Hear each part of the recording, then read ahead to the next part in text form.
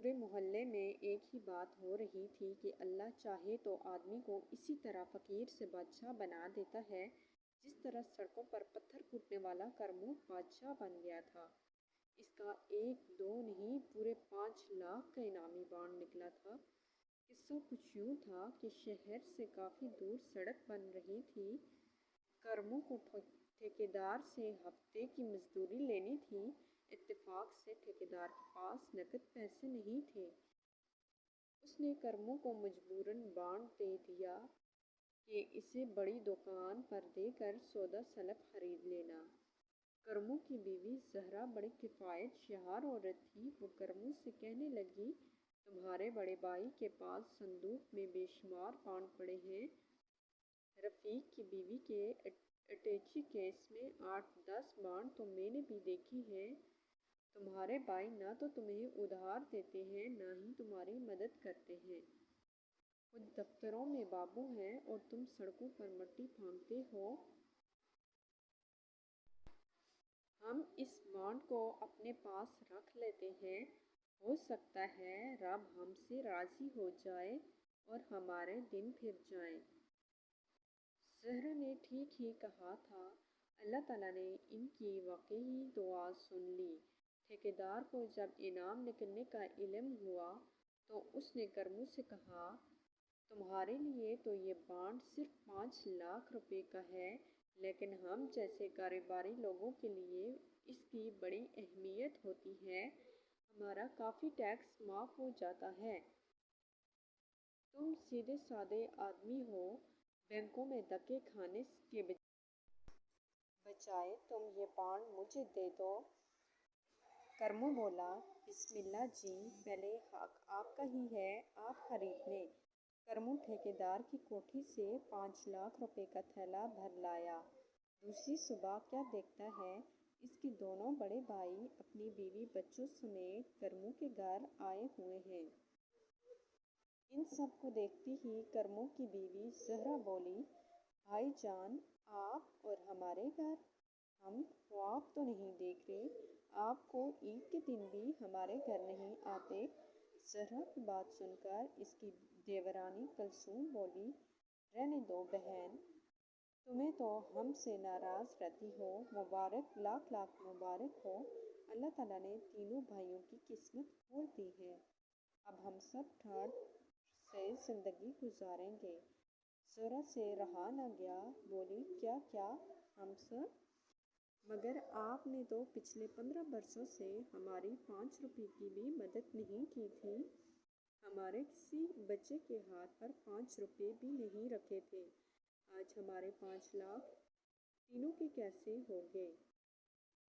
کرمو کا بڑا بھائی صدیق بولا، چھوڑو کیا پرانی باتیں لے بیٹھی ہو؟ بھائی کرم دین، ذرا 5 لاکھ کی جھلکی تو دکھانا، دفتر کو دیر ہو رہی ہے۔ زہرا پھر بول اٹھی، لو آج کرم دین بھی ہو گئے، واہ رے پیسہ! خاموش خاموش خاموش! کرمو 3 دفعہ چیخا اور سب کو سانپ سونگھ گیا۔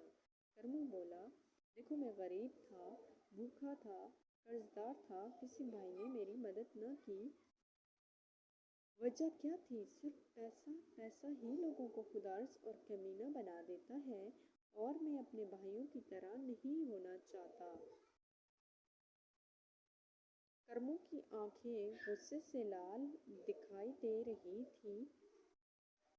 اس نے ہاتھ میں کلاڑی اٹھاتے ہوئے کہا، میں اسی کے گھر کے صحن میں تم سب کے سامنے 5 لاکھ روپے جلا رہا ہوں۔ اگر کسی نے مجھے روکا یا نوٹوں کے ڈھیر سے کوئی نوٹ اٹھایا تو میں کلہاڑی سے اس کا کیما کر دوں گا۔ کرمو بھاگ کر کمرے سے نوٹوں کے بنڈل لے آیا۔ وہ اتنے غصے میں تھا کہ کوئی اسے پکڑنے کی جرات نہیں کر رہا تھا۔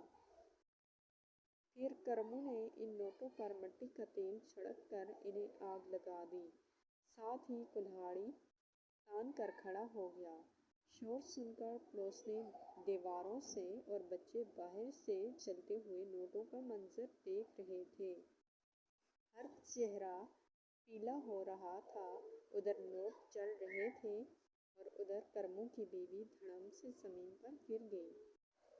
کرمو کے بھائی اور دوسرے بڑبڑاتے ہوئے اپنے اپنے گھروں کو چل دیے، کسی نے اس کی بیوی کی پرواہ نہ کی۔ کرمو کافی دیر کے بعد اپنی بیوی کو ہوش میں لا سکا۔ زہرا نے ہوش میں آتے ہی کرمو سے منہ پھیر لیا۔